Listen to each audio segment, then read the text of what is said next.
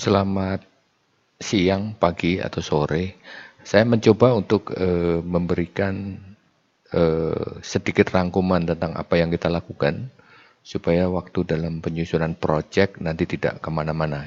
Ya, itu saja. Jadi, dalam video ini saya akan menjelaskan apa yang terjadi di hari pertama secara garis besar dan juga hari kedua secara garis besar. Jadi, eh, hari pertama itu kita konsentrasi pada perencanaan, monitoring, evaluasi, dan pengkajian. Lebih melihat ke sekolah masing-masing ya. Lalu dengan berbagai aktivitas waktu itu terus kita ajak mulai dari diberikan dana 1M untuk satu sekolah dan seterusnya.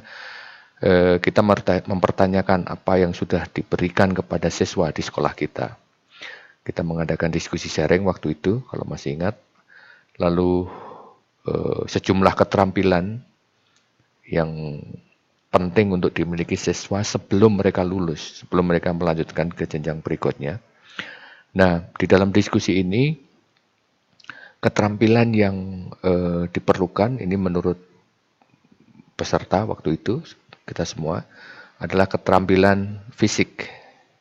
Ada keterampilan mental, ada keterampilan mendengarkan, belajar, sosial, belajar untuk mempelajari bidang studi, lalu juga keterampilan untuk meneliti, berbisnis, bahasa yang dipakai adalah wirausaha, berbahasa, ada yang bahasa Inggris dan seterusnya, komunikasi, kemampuan berpikir, kemampuan berargumen, bertanya, dan berpikir kreatif. Semua hasil ini yang waktu itu dihasilkan dari diskusi, ya, itu mengenai keterampilan. Lalu setelah itu kita berbicara mengenai sifat. Jadi sifat-sifat yang menurut Anda dan sekolah di mana Anda bekerja paling penting untuk dikembangkan. Jadi sifat untuk dikembangkan oleh para siswa sebelum mereka lulus. Jadi di sekolah itu yang perlu dikembangkan apa. Lalu setelah kita diskusi, keluarlah sifat-sifat ini. Empati, kreatif, kemampuan beradaptasi, keluasan, bersosialisasi, pengertian, banyak akal, dan seterusnya. Sampai pada ulet, bertanggung jawab, punya rasa penasaran, mandiri. Jadi ini keterampilan-keterampilan yang menurut kelompok waktu itu perlu dikembangkan gitu dari sisi siswanya. Setelah itu, setelah kita gabungkan, lalu berkembang menjadi inilah keterampilan dan sifat yang harus dikembangkan oleh siswa sebelum mereka lulus. Mempunyai kesadaran global, mampu bertanya, percaya diri, mampu mendengar dan berefleksi, membuat perubahan, ulet, kritis, berkomunikasi dengan baik, self-esteem, tidak pantang menyerah, berpikir mandiri, belajar dari kesalahan, wawasan luas, dan seterusnya. Artinya bahwa ini pernah kita diskusikan dan merasa perlu ini untuk dikembangkan di sekolah. Ya, jadi terus kita lanjutkan dengan debat yang terjadi. Apakah di sekolah mengajarkan pengetahuan saja? Apakah keterampilan dan sifat dan perilaku? Atau ABCD, tapi kombinasinya seperti apa? Dan waktu itu kita sepakat bahwa keterampilan dan sifat atau perilaku ini yang masih perlu ditingkatkan, perlu mendapatkan perhatian gitu ya. Nah, lalu karena ini perlu, lalu harus dibuatlah sesuatu. Dibuatlah perencanaan. Perencanaan untuk apa? Untuk membekalin siswa tadi. Apakah sifatnya?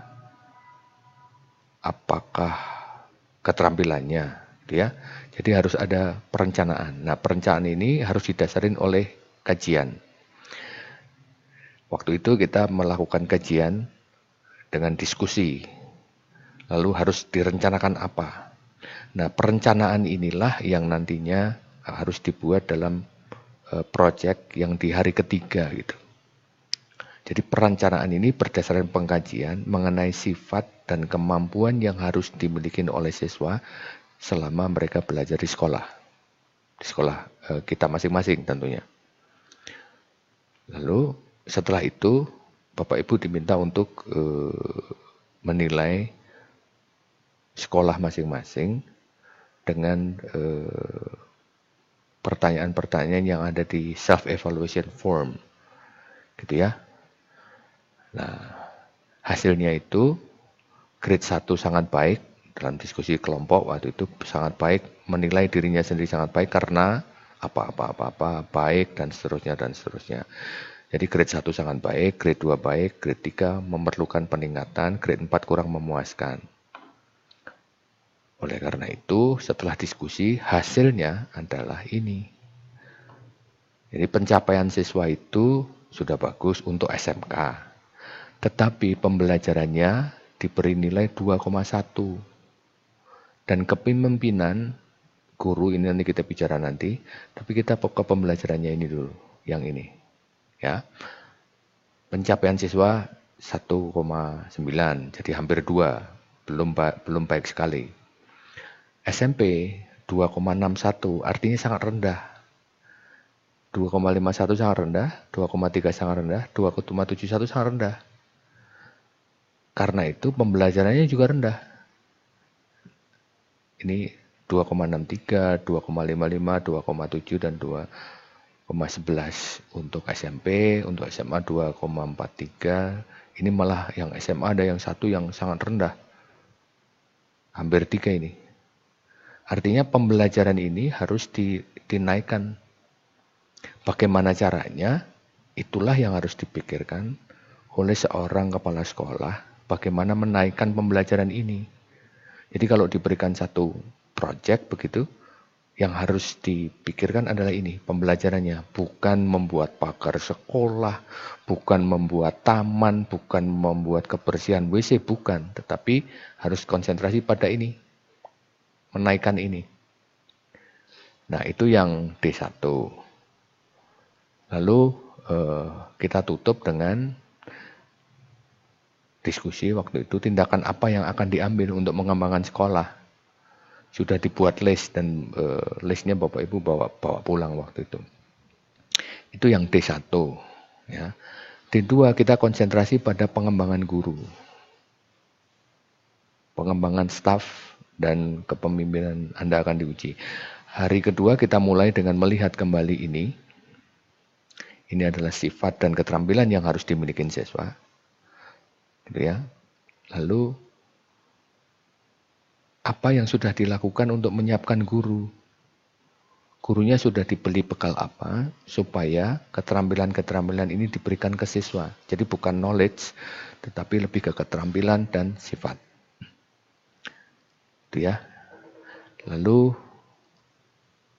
pelatihan apa yang sudah dilakukan? Ini sudah kita identifikasi waktu itu, ada kegiatan yang sudah dilakukan apa, penyelenggaranya siapa. Dan dari temuan bahwa hanya responsif di bagian ini nih. Yang mengambil inisiatif dari sekolah sangat rendah, hanya 2 atau 3. Oleh karena itu, inisiatif ini seharusnya datang dari sekolah. Dari kepala sekolah, bukan dari dinas, bukan dari pemerintah pusat, bukan. Tetapi inisiatif apa yang betul-betul diperlukan oleh siswa untuk mempunyai keterampilan ini, dan gurunya harusnya diberi bekal apa gitu. Ya. Lalu kami jelaskan juga waktu itu adalah kesempatan untuk mendapatkan CPD. Jadi gurunya mau diapakan itu sebetulnya ada banyak hal, tidak hanya menghadiri seminar. Coaching sudah dilakukan kah? Mentoring, waktu itu saya jelaskan itu apa mentoring. Menghadiri konferensi ini sudah dilakukan. Gitu kan, tetapi inisiatif dari luar, cocok atau tidak itu urusan lain lagi. Bekerja dengan rekan sepekerjaan, menyusun sesuatu, menyusun hal yang baru, sudah atau belum? Observasi pelajaran sudah dilakukan atau belum untuk menaikkan kemampuan guru lagi.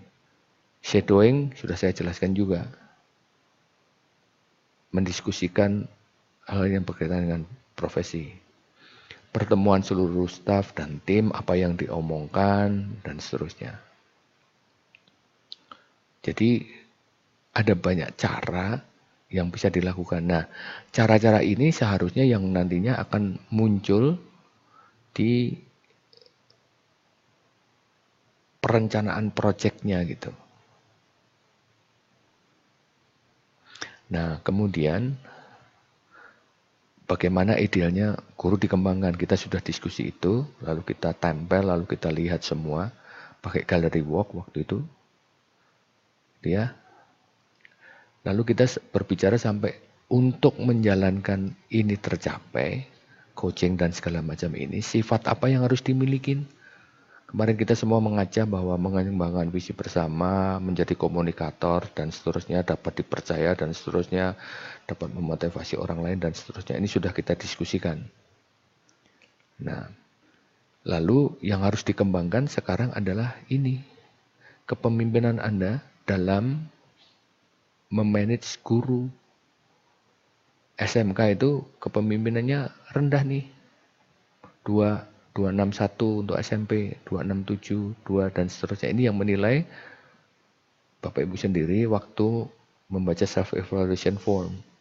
Artinya, kalau membuat program nantinya harus ke arah sana. Memberdayakan guru atau memberdayakan siswa. Atau memberdayakan siswa dengan cara memberdayakan gurunya. Hanya apa yang harus dilakukan, itu yang menjadi tugas untuk dipikirkan. Apakah mau melakukan coaching? Kalau coaching apa Pak dan bagaimana dan seterusnya. Ini untuk review hari pertama dan kedua. Di video berikutnya nanti akan saya berikan contoh untuk mengerjakan atau memikirkan kembali proyek apa yang bisa dilakukan. Semoga bermanfaat. Kalau ada komentar silakan ditulis di Facebook. Nanti kita diskusikan. Terima kasih.